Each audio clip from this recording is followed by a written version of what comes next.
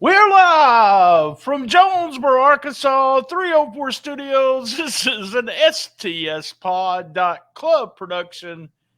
I'm BT, and right over there is Jason, Rhino Jason. I'm here, BT. I'm here. Welcome back, my friend. He took a week off last week. Sometimes we just can't get it lined out so we can both be at the same place at the same time. And it just didn't happen last week. And we both want to thank T-Bone, Terrence Ward. Thank you very much, Terrence. Did a fantastic job.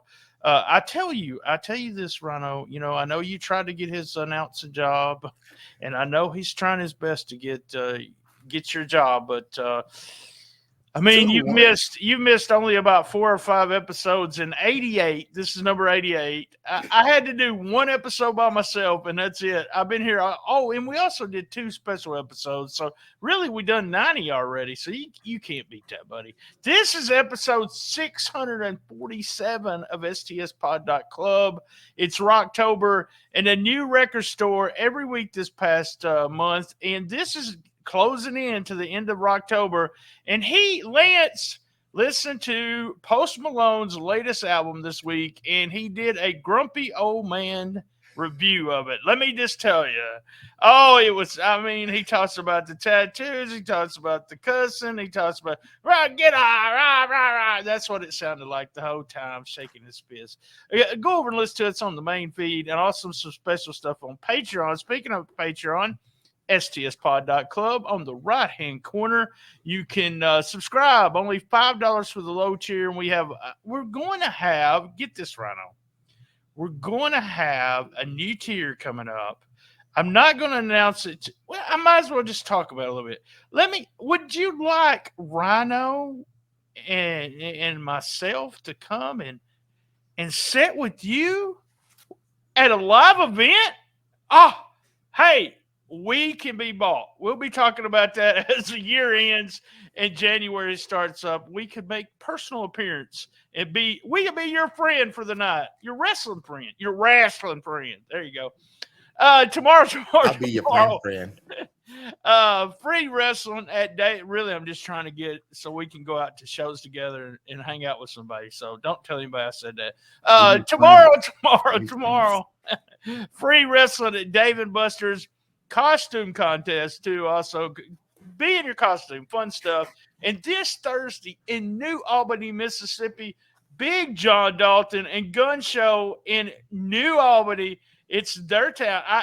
I'm not even gonna pronounce the name of it. I looked at it and I put Ingomar, so I don't know if I even pronounce that name. Forgive me. The baseball team there. It is a fundraiser in New Albany, Mississippi, with all the Mississippi guys there. Go and support Big John Dalton. Will be awesome. Remember, every week we do hits, misses, MVP, question of the week.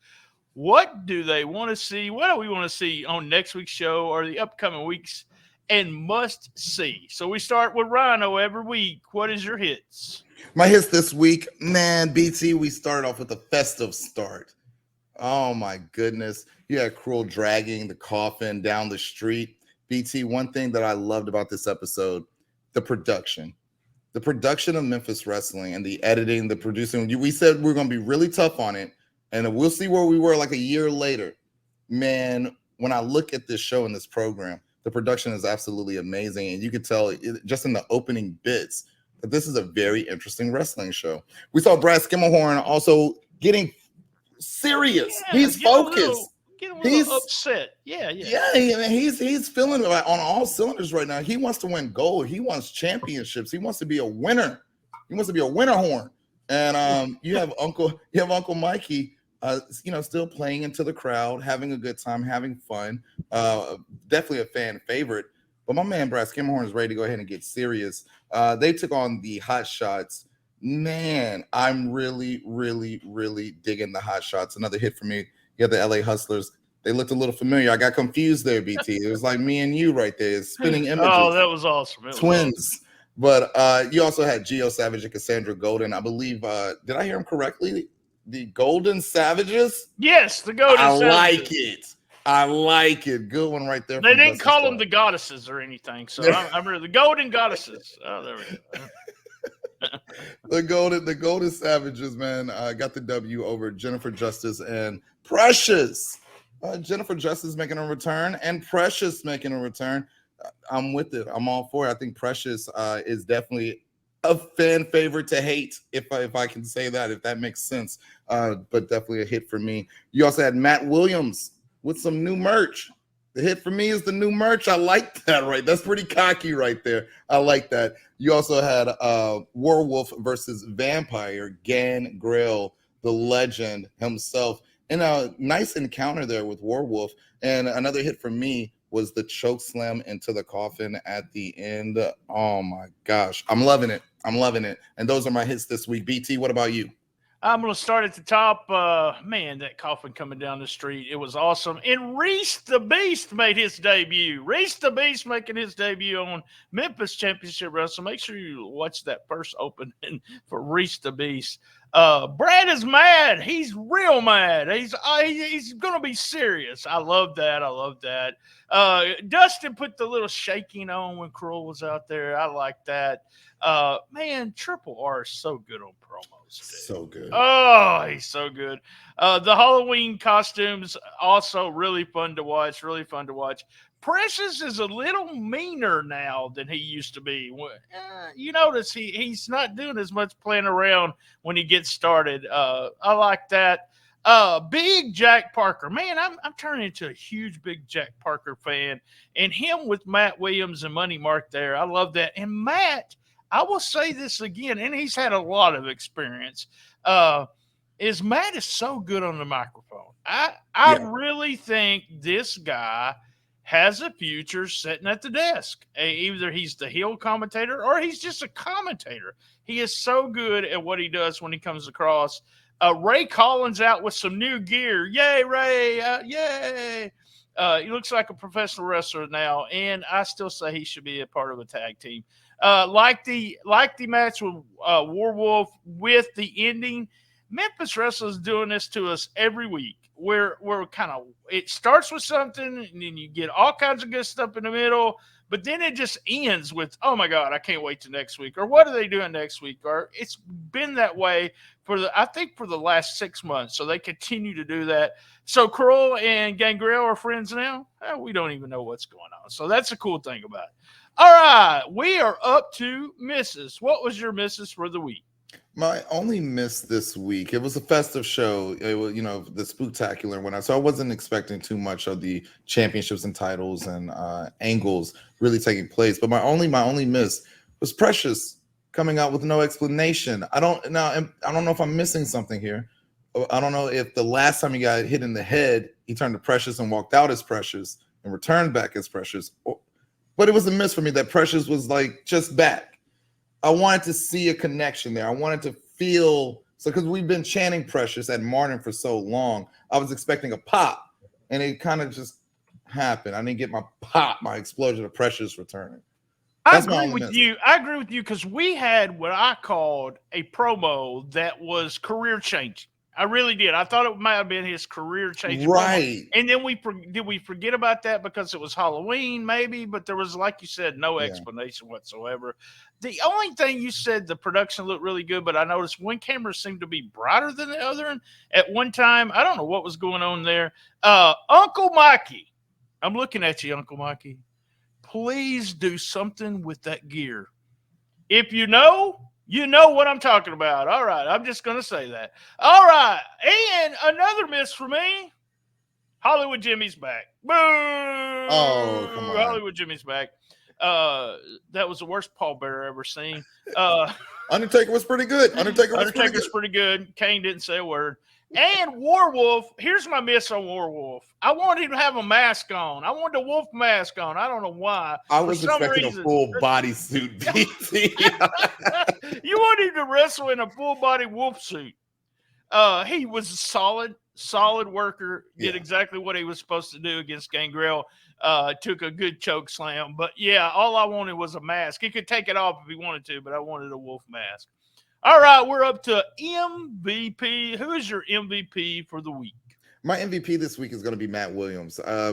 More than his gear, like you said, incredible on that microphone. He's He's gold. He's gold, man. And I think there's more than just being at the commentary desk. He can do that. He can do it all. He's one of those guys. He can do it all. Not only that, he picked up the W as well. Impressive ring work. My MVP, Mr. Matt Williams. I don't disagree with anything you said there. As you were talking about, he could do anything kind of thing. All I could think about is him being a manager. I mean, he really could be a manager that you would hate.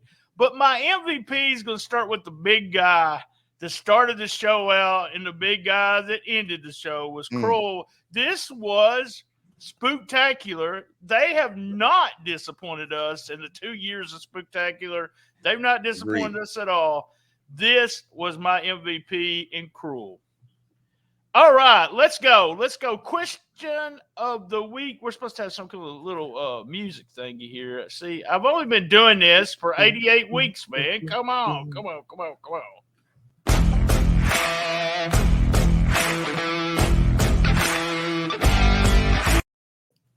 All right, question of the week is for BT and RynoJB, Mempho King 573. We have seen a few gimmick matches in Memphis Wrestling.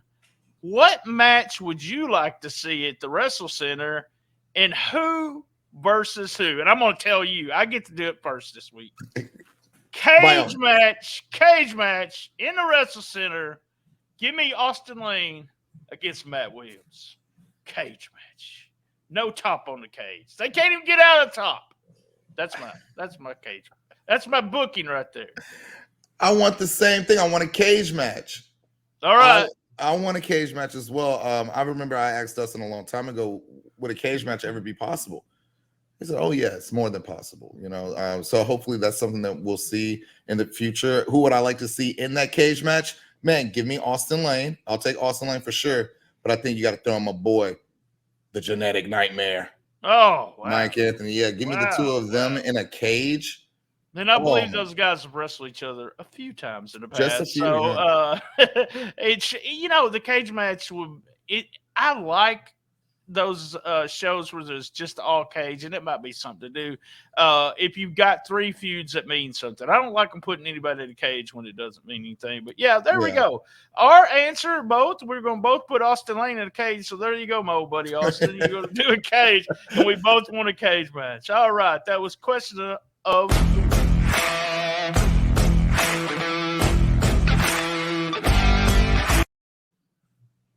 All right, we're up to what do they want to see on next week's show? So what do you look forward to next week there, Rhino? There was a mention about DDT still having her championship, or she has her own championship that's not sanctioned. I want to see it. I'm hoping that we get a promo from DDT there, that belt coming out, still the champion, still feeling herself with all the swag in the world. That's what I'm hoping for next week. Oh, man. So I'm looking forward to Stars of Tomorrow. Were you there for that? Unfortunately, I was not. Oh, well, that'll be good. You'll be watching it for the first time. I'm excited to see these guys. It also includes a trios match as part of the trios tournament. They showed that this week. It looks fun. I look forward. There's 2 weeks coming up, and we talked about this, T-Bone and I did, about the presentation of the matches, but it looks like Stars of Tomorrow, that was with 2 R's, guys. Stars of Tomorrow next week. I'm excited about that. It's going to be great, man. I've been able to see those, a lot of them train at the Wrestle Center, and BT, the future is bright for Memphis Wrestling. I'm telling you. And they're going to be there. When are they going to be there? They're going to be there Thursday night. Stars of Tomorrow, a couple of them. Ray Collins is going to be there, and Big John Dalton, along with the Gun Show. Everybody in New Albany, Mississippi, for a fundraiser. Man, I'm hearing big ticket sales on that already, so that's gonna be crazy. Tomorrow is free.